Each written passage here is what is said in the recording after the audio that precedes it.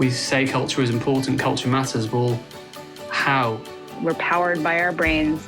We're not always rational. We are influenced by others. I think I'd start with looking at what's called the better than average effect. So one of the things we look for picking flight directors is that what we call command presence, right? So you kind of just look at people like, you better get it together. We got stuff to do, right? Good practice would be for a leader to say, well, this is a mistake I made recently, and this is what I did about it. I can't emphasize enough the disempowerment of the lonely decision maker. So the opposite of what we think of as an ethical decision frame, we can think of as a game frame. It doesn't make you unethical to wrestle with this. The smart money is we help you to try to figure this out. This is Banknotes, Banking Culture Reform. The views expressed in this podcast do not represent those of the New York Fed or the Federal Reserve System. Hi, and welcome to the Banking Culture Reform podcast, part of the New York Fed's initiative to drive awareness and change in financial services culture.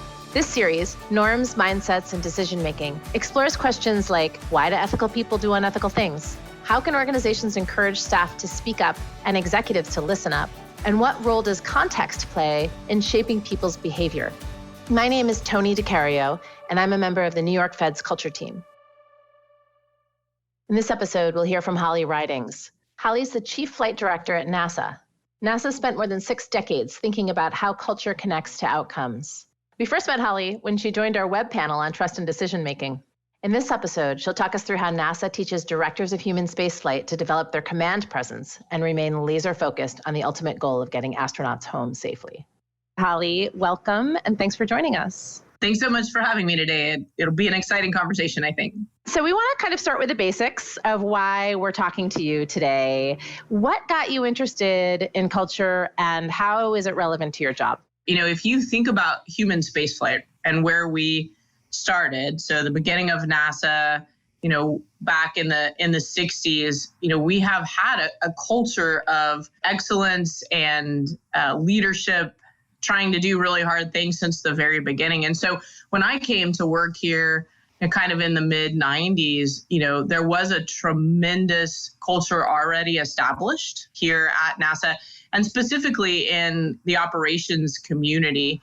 We have foundations of flight operations that have been passed down for generations. We got our roots in military, test pilots with our very first astronauts. And so you're kind of surrounded by culture and indoctrinated in a really positive way to just be part of this amazing team from the very beginning. And so I've been a team person, since I was young. That's always resonated with me. It's part of my DNA. And so you take that sort of natural tendency and then the NASA environment. And as I've moved through the leadership ranks, really gotten more specifically interested in, what does it mean? How does it grow? How do we teach it? What is its value? And also, when does it need to evolve and change, right? You can't be a victim of your culture as the world changes around you. That's a great point.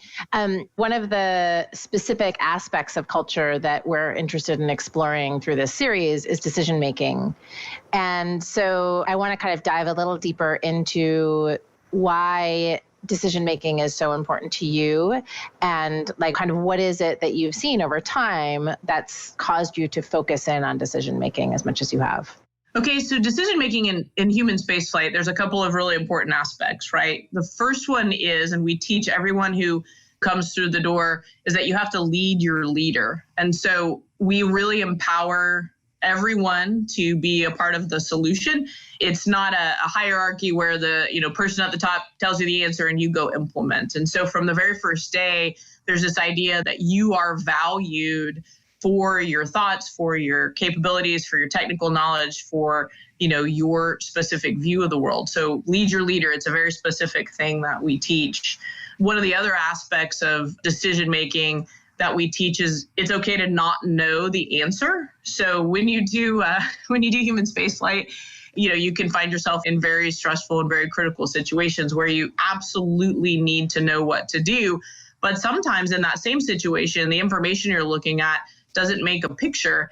and you don't quite know. Now you might still have to make a decision, but you have to communicate, your confidence level, the information that you're looking at. And it's a really hard skill to teach because you tell people you have to absolutely be able to make a decision, but at the same time, you have to admit you don't know the answer. So, everyone in the room is contributing and you have to both be confident and humble at the same time.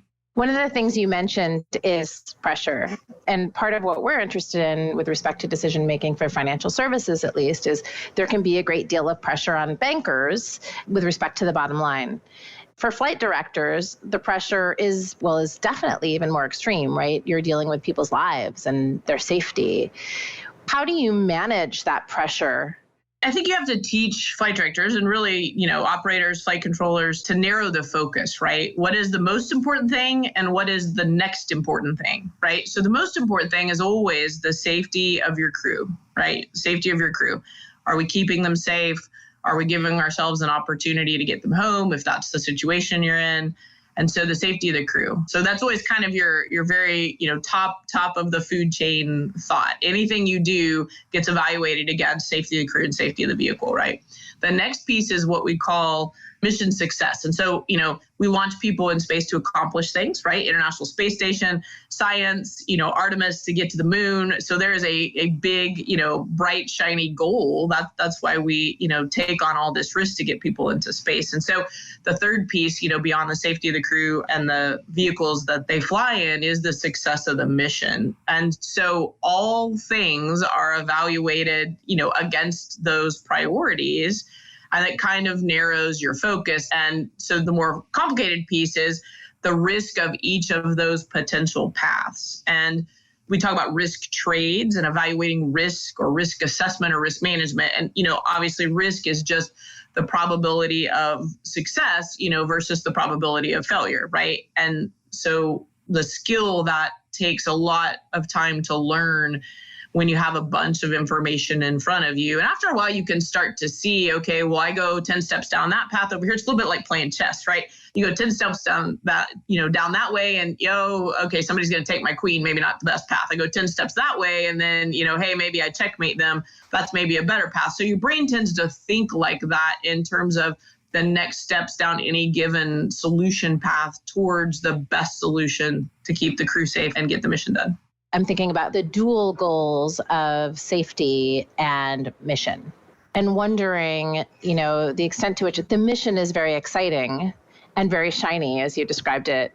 And so how do you ensure balance that safety component is as important as the mission component, despite the fact that the mission is much more shiny? So we have been taught throughout the process to, weigh, as you said, both sides. But more importantly, we're talking here about flight operations, but NASA is a much larger group of people who all, again, have the same goals that I just articulated. And so, we have a safety community, a safety team, we have an engineering community, an engineering team. And NASA overall has a culture of, very methodically weighing the different options, and each of those groups of people gets to provide their assessment. Now, typically that process runs before we launch. And so we have a readiness reviews. It's, if you were going to launch a product, right, you'd have a readiness review. I mean, we're launching people, so obviously, a little bit higher risk than a product, but the thought process is the same.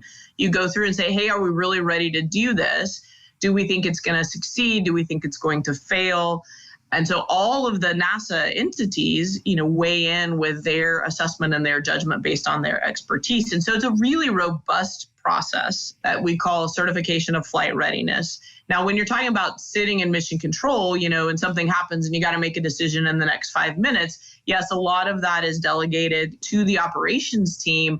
But that same, methodical process, although it runs a little bit faster and maybe with, fewer people, still exists. And you are always weighing, the safety of what you're about to do against the success of the mission that you're going to accomplish. So we talk about flying, safely and successfully, right? You can't divorce one from the other. The safest thing to do is stay on the ground, right? Instead of put people into space. So at the beginning, you are accepting some amount of risk. There's no baseline zero risk. You are accepting some amount of risk, and then the challenge is to, not push too hard towards the goals that you mentioned in terms of the mission. One of the other questions that I was curious about is we had a webinar recently on purpose and the kind of relationship between purpose and culture. If ever there were a mission-driven organization, it's NASA. Your purpose is really clear. And so how do you think having that sense of shared mission and shared purpose, and by mission here, I don't mean Artemis, I mean purpose.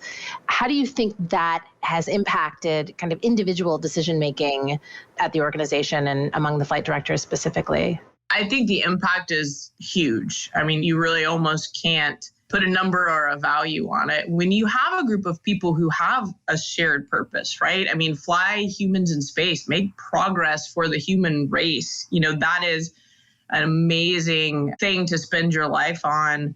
And you feel very relevant to the world, right? Not just to NASA, but certainly to the world. And you feel like you have this responsibility, to make it work, right? We don't want to go back in the opposite direction. We want to keep making progress forward. And so I think it creates, this shared purpose, this sense of team that is not just NASA, but across all of our international partners and our commercial partners, where everyone really wants to do the right thing, right? Now, people have different opinions about what the right thing is. You may look at something and have technical opinion different than, the person sitting beside you. You may even have a cultural different opinion about priorities than the person sitting beside you. But at the end of the day, everyone wants people to, fly safely in space. And so it creates this team feeling that really almost can't be described. It's a lot like if you've ever, played sports and you go and win the championship and you have just that camaraderie. And certainly everybody has, tough days, but at the end of the day, we're all here trying to do the right thing for the human race, NASA, the partners and all of our providers to make progress for human spaceflight. And right now it's just growing exponentially, right? The barrier to entry for human spaceflight is lowering. There's more people involved. There's excitement about it. We're going to go back to the moon, and then sustainably and onto Mars, and so much energy. So, I'm not too sure I'm answering your question other than to just tell you, there's a lot of energy and it's really exciting. Okay, so despite all of that, there are times though when bad decisions get made. And so do you have any sense of when bad decisions are made, why bad decisions have been made? And is there a way to influence that or to change that? We, again, have a great culture around evaluating our decision making. Our tagline, our name for it is, a lessons learned process. And a lot of people do this. The military has a hot wash. You do debriefs, what went right, what went wrong. And I'd say we actually tend to focus on what went wrong more than what went right. We have to remember to, do the cheery parts. We tend to be a little bit hard on ourselves, but we need to be, right? We are on ourselves than anyone else is on us. And so why do bad decisions get made? Some of them are really complicated. The space station, as an example, is a very complex piece of machinery. It's built by lots of different people. It has lots of different software, lots of different hardware. And to be able to seamlessly integrate all of that information so that it is available, so that everyone remembers, so that you understand, what the space station might do in any given situation, it is challenging over time, right? And you probably see this in your systems, right? Somebody built the system 10 years ago and that person's gone, and then it gives you an error and people are looking at that error. I don't know what this means, right? So we do spend a tremendous amount of effort trying to keep all of that information current and documented. But, occasionally that doesn't work out and you learn something new. And so, we call those features, right? Where you learn a new feature. And so then you take that lesson and go figure out what you need to do with it, document it, record it, fix it. From a people standpoint, right? Bad decisions get made. Sometimes it's lack of training where we feel like we've communicated the important skills and we've evaluated them, but we were just, maybe a little off the mark. And so you go back and you look at your training program and see what you need to adjust. This is particularly challenging with all of the development that's going on in human spaceflight right now, because you never know what you need to know until you've done it, right? And so you try to apply all of your lessons, again, that you've learned and your history to this next problem. But fundamentally, we haven't solved that problem yet. And so, trying to get it 100% perfect, then you fly a brand new vehicle in space and you're going to learn things. So, you talk about mistakes. I categorize a mistake as, we don't get our crew home safe. And luckily, human spaceflight and NASA, we have not lived that mistake very much. We have a couple times. And there are, books and reports about it, classes. It's a tremendous part of our culture because that's really the mistake. Everything else to us is just an opportunity to learn. So, my threshold of pain is pretty high, right? If human isn't in danger, then we got time, we'll solve the problem. I tend to stay pretty calm.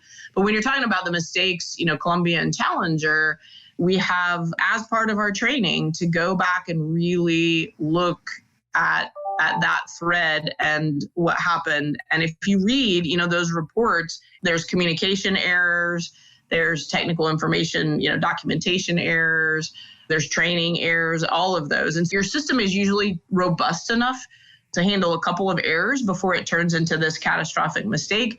But your system's not usually robust enough to handle, multiple of those stacked on top of each other. So you're trying to build some tolerance and some margin with all the work you do, and then, guard against that day where they all stack up, which of course has unfortunately happened to us a couple of times. That's how I kind of see mistakes. It's an interesting question. And do you conduct a lessons learned discussion? At what points do you conduct those discussions? And how do you think about when it makes sense to have those conversations? Depending on the length of the mission or the style of it, do it periodically while the mission is in progress. So as an example, right, our crews live on the space station for 6 months. We call that an increment. And in the beginning, we would get them home and we'd do a bunch of debriefs, where they literally go sit in a room and talk to the people on the ground. And we realized after, a while that that's not the best way to capture the information, because the thing that we're talking about might have happened, 5 months ago. And so now for the crew on board the space station in that 6 month period, we actually, after that we call them dynamic operations. So we bring a new vehicle to the space station and they're, involved in the docking or the berthing. Or if we do, a lot of maybe maintenance where we've got to take something apart and fix it, or, a new science experiment, we'll have a debrief with them even on orbit and are able to capture the lessons learned when they're much fresher. So that's one example where we've systematically looked at, inflection points where you might gather a lot of data, where you need to have a discussion and learned how to capture that better. What do you think the cultural impact of having these regular debriefs and these regular lessons learned sessions has been? Yeah, I actually think it's been really important. And it's interesting because when you first come here, you hear about lessons learned and what that looks like to you is, again, the end of this project, mission you've been working on. You show up with your PowerPoint slides and, you talk to the flight director who's in charge or someone else. But because of the continuous operations of the space station, which I was just describing, where we have these inflection points, I now even personally view it as a more continuous process than when I first started. And so very fluid, in my opinion, in a positive way, versus the static sort of milestone thing, that you check off at some point.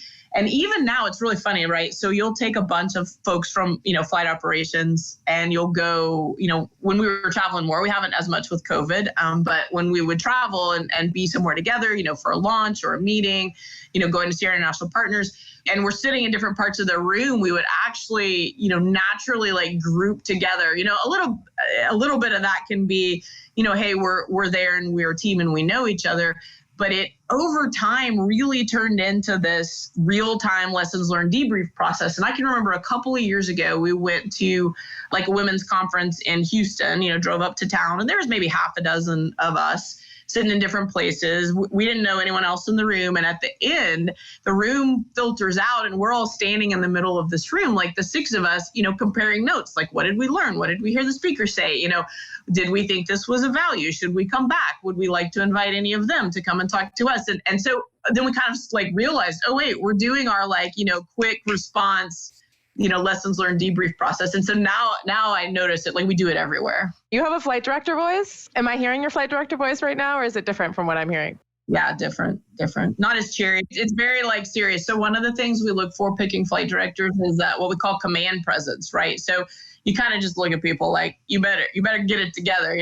We got stuff to do, right? And so, we call that command presence, where you can be just perfectly having a sort of normal conversation like we are. And if my phone went off and it was the, control center and something was going on, then it's like boom, you're in the zone. But I wonder whether being kind of in that frame of mind influences your behavior in one way or the other, if you think it does. We're talking about culture, right? So one of the great things about human spaceflight is I think that you don't often run into, inconsistencies between, your sort of personal belief and what you do at work, right? Again, we're all here trying to make progress for the human race and, get back to the moon and onto Mars and keep our crew safe with the space station. So, to me, I think of it more as a tool set, right? Where even if you have friends, some friends you may act a little bit differently. If they're your friends that you've known since you were little, you have a different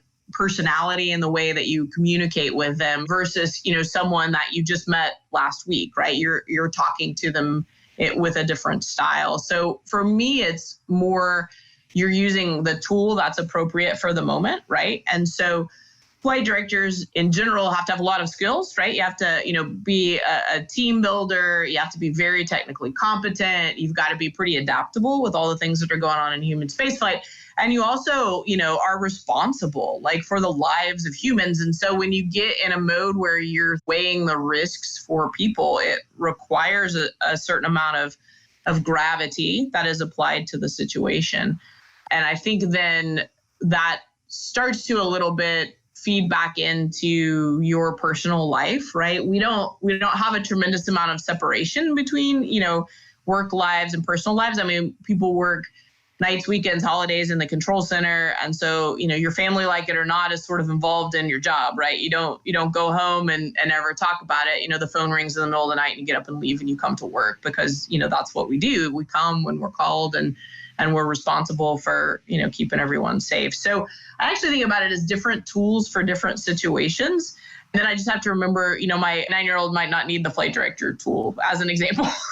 But it sounds to me like your tools, it's almost like a framing or kind of a shortcut into the, this is the dead serious me. And it's like you can get there quickly through practice. Yeah, you can cut out all the clutter, right? If you watch a flight control team, you can tell the difference, right? If they're working a really hard problem, if the crew has kind of the day off and people are a little relaxed. And my husband can tell, if I'll answer the phone, he can tell just by my face and the tone of my voice whether, something's wrong or whether it's because you're just necking down your focus. And so you're kind of applying all your brain power to really, listen to the problem, think about what's going on. Maybe you're considering, resources you need, how we're going to go make a decision. So I mostly think about it as I block out all the clutter and I just focus. And we talk about scenarios in the last many years where you kind of go into, I'll tell my husband, the phone will ring and something's going on and I'll be like, I'm going to work. I don't know when I'll be back. And I literally just disappear, into the control center. And then he runs, everything at home until I show up again. So it's as much about, total focus for the safety of the crew and the mission. It doesn't require that extreme all the time, but the term I used earlier was command presence. It sounds exhausting. In thinking about the financial services sector, the kind of parallel that I would make would be, these interns that work 110-hour weeks, 100-hour weeks, and others, and can get exhausted. How do you ensure that you and your team are still kind of making good decisions after hours and hours and hours of this kind of really focused, intense work? There's two kinds of work that I think we have to keep an eye on, right? So one of it is what you mentioned, just the hours, just how many hours have you been putting in? And, again, the space station is 24/7 operations, right? So 24 hours a day, 7 days a week, 365 days a year. We have a team in, mission control responsible for the space station. And so that's a lot of hours and a lot of shifts, that the team has to do. So again, we've been flying a space station for 20 plus years. So we have metrics, just like every good organization, to, how many shifts are people doing, how many nights, how many weekends. And now we can kind of predict when it's too much, right? So in the beginning, it was like people would do too much and you'd need to get them to back off. Now we can predict a little bit. So we have, numbers that we watch, try to make sure people don't get close to those. You will end up working lots and lots of hours if you have a specific tactical, like you're responsible for the next crew that launches to the space station. Yeah, that's a lot of hours, right? But try really hard then on the backside to give, people a break, let them take vacation. So just like any job, it has a cadence to it. And you do, as a leader, I think, have to really pay attention to the human aspect of that cadence and the work. If you just pay attention to the technical work, you're going to end up burning your good people out, right? Because they'll just take on more and more and more. And so one of the, first questions I talk to people about whenever it's, hey, we have a task is, just tell me what your world looks like. And in the pandemic, it's been even more important to have that communication because you're not seeing it every day. You're often talking to them a lot on the phone and, you can't see their faces and even the video is not as good. And so kind of doing regular check-ins with how they're doing. The other part of that is really just the load you carry around all the time. It is a struggle to get people to completely unplug. The pandemic has actually made that maybe a little bit worse, but better in some ways. But let's tackle the worst first, is that you can now kind of work remotely, at least when you're not having to physically be in mission control, right? So one aspect of your job is that. One aspect of your job, you run meetings and you get ready for the next mission, and some of that can be done remotely. And so everybody is, okay, well, I'm going to go check on my parents I haven't seen in a year and a half, but I can keep working, versus like I actually am going to unplug and put the phone down. So I think that's a little bit where our struggle is right now is the baseline load that you carry around with you all the time, and encouraging people and finding ways for them to completely turn it off. I could do like 3 hours of this with you, Holly. I'm going to move to a different topic. This question is about speaking up. So what do you think makes people more or less willing to raise a concern? I think a lot of it, stems from leadership. I think that one, you've got to be vocal about it. Like actually say it out loud. I want to hear your opinion. It's okay for you to speak up. You have to give them permission to participate. But I also think then you have to, show it in action as well, right? I mean, so that's kind of pretty basic advice. But I think that, as you become a leader, your time is really valuable. You can be short with people, you can cut them off. And some of that is sort of time management and teaching them, how to communicate and skills that they need. But if you overdo it, then, you're shutting down conversation and not allowing them to participate. And, I have new flight directors and, some of the things they want to talk about, maybe don't make my list of top priorities because, we've already solved that problem 10 times, but they haven't solved that problem 10 times. And so I have to continuously remind myself to, not talk over people, to, give them a little more airtime than maybe I think they need because my brain's already moved on to solving the next problem. And to me, as you move up in leadership, you sort of get more clipped and more short and, more focused just because your time is so valuable. But then you have to remember everybody's time is valuable and they're at a different place in their journey. And part of your responsibility is to develop them and to grow them. So that's maybe where I'm at in my personal growth, is trying to remember, that part and have a little patience and give a little more time and space that then encourages people to speak up. Because if you don't do that, even if you tell them, over time they'll realize, well, she says she wants to hear my opinion. But every time I mention something, after 3 words, she says, oh, no, I understand already. Then they won't talk to you anymore, right? Your flight directors also need to be able to do this, right? I mean, part of their job is to be able to run a team that's putting people into space. And the people that you're managing need to be able to hear the people that are part of that team. How do you help them do that? So it's interesting because the communication is very different in mission control, on console. So we do spend a lot of time training that communication to be efficient, to be crisp. Again, if someone does cut you off in the interest of, we're trying to solve a problem, on the space station, you have to have kind of thick skin in that room because you really have to stay focused on what's going on. And even if it's just a normal crew day and they're just trying to get through the timeline, you've got many crew members, right? 7 at the moment, trying to get through their day, and everybody's got, science and maintenance and experiments. And so you just don't have a lot of time for chit chat. But then there's also a team building aspect of it. So the first thing you have to get them to understand is there's different communication that's acceptable in different situations. And once they understand that, then we tend to initially focus on going to mission control and how to have that, focused, calm command presence that invites communication, but also keeps everyone focused. People tend to maybe have a more conversational style off console already, so that's not as much of a ramp up in terms of skills, but it can go really, really fast. And so we practice a lot, right? We do simulations where we practice a lot, and one of the tenets of our training is communication, and you are evaluated on it very specifically and receive a lot of feedback. And you will not get certified to work in mission control if your communication is not good. It doesn't matter how technically competent you are. So it is a vital component.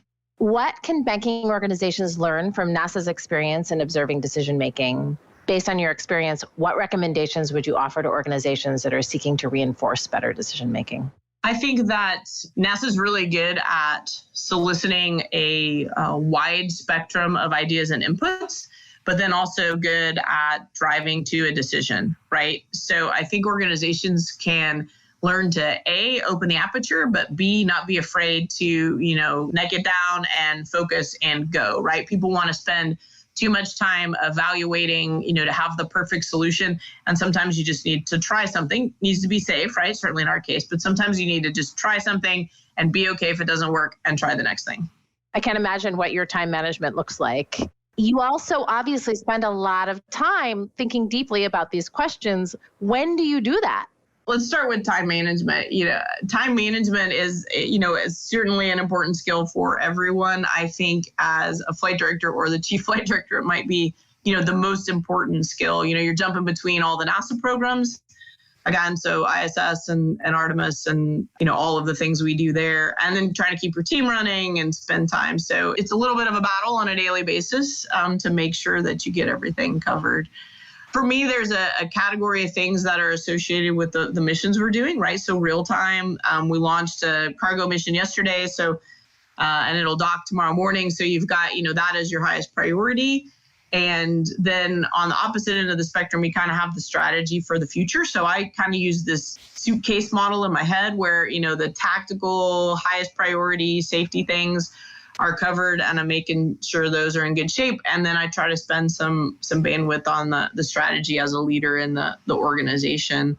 It's a challenge. NASA's really busy. Human spaceflight is really busy. The first 10 years or so of my career, we had 2 vehicles, and we were building the space station and the space shuttle. We were just bringing on the international partners. And now we're, half a dozen or more vehicles, all of the providers, still all, of course, the international partners. So it has gone from just a couple of interfaces to this huge labyrinth.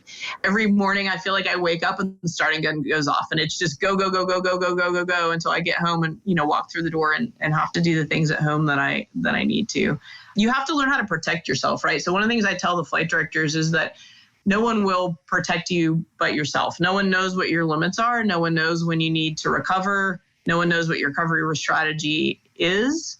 And you need one, and you need to execute it, because otherwise any job, and especially this one, will just burn you out. I mean, even if your leaders have the best intentions, if you don't have some boundaries and enforce them for yourself personally, you will burn out. There's just so much going on and people are excited about it. So no one can help you but yourself. You have to be an advocate for yourself. I probably did not learn that until midway through my career, and have been through the process of being, burned out a couple of times. And so I know what it feels like. So that's one of the things I really try to encourage people and try to teach people. You asked me what I do to think about this. I will tell you, I actually talk to people, right? Because I learn the most, certainly right now, from answering your questions, the ones I haven't thought about. I'm like, and the ones I have thought about, where hopefully, someone else can find a nugget that helps them think about, the challenges they're having. So I'd say right now, I'm probably finding great people and talking to them.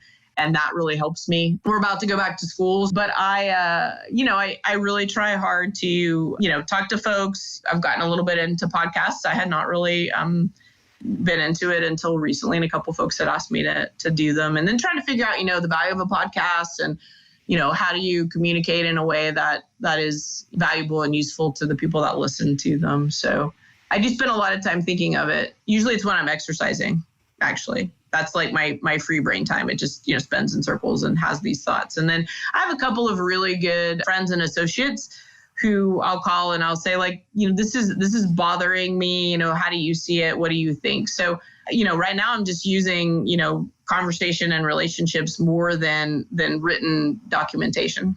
A lot of, at least early astronauts came from the military. And a lot of people at NASA have come from the military. And the military is pretty famous for their culture, and thoughtful about different branches of the military, obviously, are different, but about how they form their culture. How much of the military culture has NASA kind of inherited? And what parts of it kind of work for you? And what parts of it have you had to retool? I certainly think that we in flight operations at NASA, and I think overall at NASA, inherited a lot of the discipline, right? Really be disciplined about your approach. Be thoughtful. What are your goals? What are the resources you have? How long do you have to make a decision? And then, as we talked earlier, sort of the pros and cons, we'd say the risk trade of that decision. So I feel like our military roots gave us a lot of cultural and organizational and structural discipline. It also gave us a lot of focus on technical competence, right? You got to get it right. It's got to be, good. It's got to protect people. They've got to be safe. You got to get them home.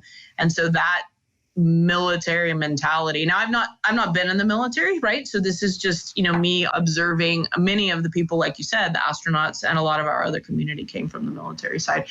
They do a lot of, debriefs. They do a lot of, lessons learned. We are a civilian organization, right? Our goal is a positive one for humanity. We have a lot of relationships and partnerships.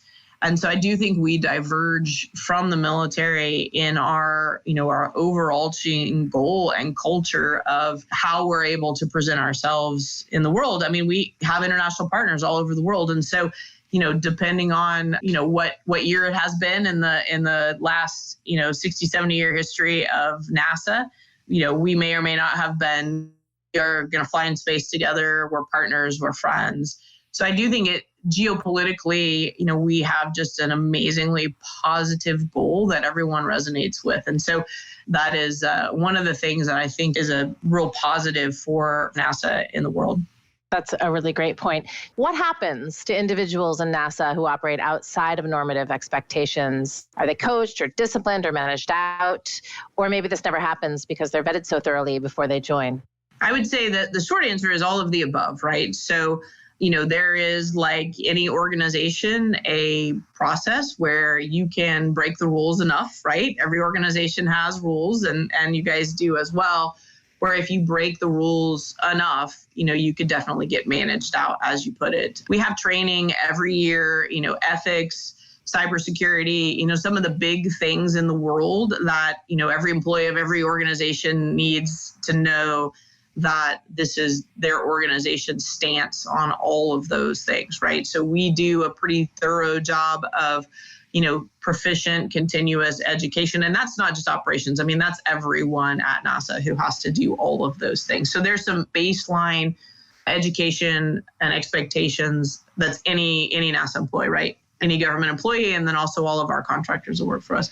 If you're talking about, operations expectations, there's the, might have showed up late for a shift as an example, right? So that's kind of a small infraction, but one that we don't tolerate. That shows, you're not prepared. That shows you're not taking, this job seriously with the responsibility that you have. So those things are much more in the coached area, right? If you have new people coming in, a lot of times the structure of this job, right? You show up on time and you leave and there's a dress code. That's maybe not something they've experienced before, right? If they're coming in straight out of college. So there's a lot of coaching. And then obviously if there's, multiple infractions, there's discipline, up to taking them off of console, out of mission control if they're not able to represent NASA in a way that we believe is required. So, that's kind of the spectrum.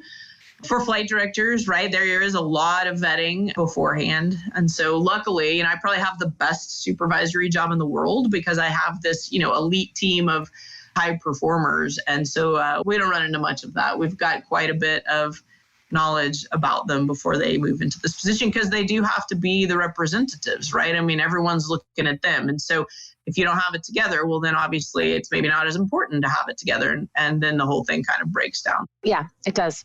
Holly, it's like such an inspiration to speak with you. Thanks so much for doing this. I really appreciate it. Yeah, you guys too. Maybe we'll get to travel again. We can meet in person. We've done this twice now. Thank you, Holly. If you want to hear more from Holly, watch the New York Fed's webinar on trust and decision making, which you'll find at newyorkfed.org/governance and culture reform.